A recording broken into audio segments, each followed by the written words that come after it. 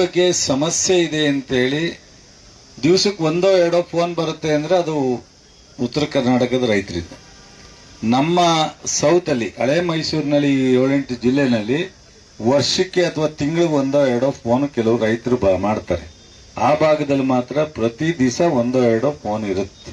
ಅಲ್ಲೇ DC ಹತ್ರ ಭೇಟಿ ಮಾಡಪ್ಪ ಅಂದ್ರೆ ಹೋಗಿದ್ದವು ಸರ್, ನಿಮ್ಮ MLA ಮಾತಾಡಪ್ಪ ಅಂದ್ರೆ ನಾವು MLA ಸಿಕ್ಕಿಲ್ಲ ಸರ್, ಮಂತ್ರಿ ಸಿಕ್ಕಿಲ್ಲ ಸರ್, ನಿಮ್ ನಂಬರೇ ಸಿಕ್ತು ಅದಕ್ಕೆ ನಿಮ್ಗೆ ಮಾಡಿದೆ ಸರ್ ಅಂತಾರೆ.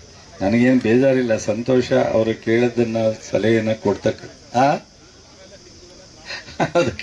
ಅದಕ್ಕೆ ಬಹುಶಃ ಈ ಭಾಗದ ಶಾಸಕರೆಲ್ಲ ಕೈಗೆ ಸಿಗೋದ್ರಿಂದ ನನಗೆ ನಮ್ಮ ರೈತರು ತೊಂದರೆ ಕೊಡಲ್ಲ ಅಂತ ಅನ್ಕೊಂಡಿದ್ದೀನಿ ನಾನುವೆ. ಸೊ ಈ ತರದ್ದು ಒಂದು ನನ್ನ ಅನುಭವದಲ್ಲಿ ನೋಡಿರ್ತಕ್ಕಂಥ. ಜೊತೆಗೆ ಹಿಂದೆಲ್ಲ ಗೊತ್ತಿಲ್ಲ ನನಗೆ, ಮೊದಲು ಸರ್ಕಾರದಲ್ಲಿ ದುಡ್ಡು ಕೊಡ್ತಿರ್ಲಿಲ್ವಾ, ವಿತರಣೆ ಆಗ್ತಿರ್ಲಿಲ್ವಾ, ಎಲ್ಲೋ ಅಪರೂಪಕ್ಕೆ ಅಲ್ಲೊಂದು ಇಲ್ಲೊಂದು ವಿತರಣೆ ಆಗ್ತಿತ್ತು. ಈಗ ಏನು ಇಡೀ ತಾಲೂಕಿನಲ್ಲಿ ಯಾವ ಕಾರ್ಯಕ್ರಮದಲ್ಲಿ, ಮುಖ್ಯಮಂತ್ರಿ ಕಾರ್ಯಕ್ರಮ, ಕೃಷಿ ಸಚಿವರ ಕಾರ್ಯಕ್ರಮದಲ್ಲಿ ಎಷ್ಟೆಷ್ಟು ಎಕ್ವಿಪ್ಮೆಂಟ್ಗಳನ್ನ, ಮಿಷನರಿನ ಕೊಡ್ತೀರಾ ಅಂತ ಹೇಳಿ ಸಾಕಷ್ಟು ಜನ ನನಗೆ ಕೇಳ್ತಾರೆ. ನಾನು ಹಳೇದನ್ನೆಲ್ಲ ಮಾತಾಡ್ಲಿಕ್ಕೆ ಹೋಗಲ್ಲ. ಕಾರಣ ಅವತ್ತು ಕಡಿಮೆ ಸಹಾಯಧನ ಇತ್ತು, ಕಡಿಮೆ ನಂಬರ್ ಕೊಡ್ತಿದ್ರು, ಅಥವಾ ಕೊಟ್ಟೇನಾರ ವ್ಯತ್ಯಾಸ ಆಗ್ತಿತ್ತು. ನಾನೊಬ್ಬ ಮಂತ್ರಿಯಾಗಿ ಅದನ್ನೆಲ್ಲ ಮಾತಾಡ್ಲಿಕ್ಕೆ ಹೋಗಲ್ಲ. ಆದ್ರೆ ನಾವು ಬಂದ ಮೇಲೆ ಒಂದಷ್ಟು ಕಾನೂನನ್ನ ಜಾರಿಗೆ ತಂದಿದ್ದೀವಿ. ಈ QR ಕೋಡ್ ಅಂತ ಮಾಡಿದೀವಿ. ಯಾರಿಗೂ ರೈತರಿಗೆ ಒಂದು ಮಿಷನ್ ತಗೊಂಡ್ರೆ ಬರೀ ದುಡ್ಡು ತಗೊಳಂಗಿಲ್ಲ.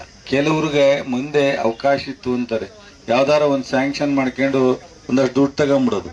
ಸೊ ಅದರಲ್ಲಿ ಮಿಷನ್ ತಗೋತಿರ್ಲಿಲ್ಲ, ಎಕ್ವಿಪ್ಮೆಂಟ್ ತಗೋತಿರ್ಲಿಲ್ಲ. ಆ ತರನು ಮಾಡ್ತಿದ್ರು ಅಂತ ನನಗೆ ಕಿವಿ ಮೇಲೆ ಬಿದ್ದಿದೆ. ಅದ್ ನಿಜನೋ ಸಣ್ಣೋ ಗೊತ್ತಿಲ್ಲ, ನಿಮ್ಗೆ ಗೊತ್ತಿದೆ ಅದು.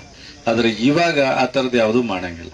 ನಾವೇನಾದ್ರು ಕೊಟ್ರೆ ಅದು ಎಕ್ವಿಪ್ಮೆಂಟ್ಗೆ ಹೋಗ್ಬೇಕು, ಅದ್ ನಿಮ್ಗೆ ತಲುಪಬೇಕು, ಆಮೇಲೆ ಸಹಾಯಧನ ರಿಲೀಸ್ ಆಗೋದು ನಿಮ್ಮ ಅಕೌಂಟ್ ಬರುತ್ತೆ, ಇಲ್ಲ ಇವ್ರ ಅಕೌಂಟ್ಗೆ ಹೋಗುತ್ತೆ.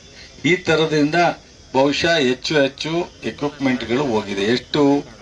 1,500 ಕೋಟಿಯಿಂದ 2,000 ಕೋಟಿ ಈ 3 ವರ್ಷದಲ್ಲಿ ನಾನು ಕೊಟ್ಟಿದ್ದೆ.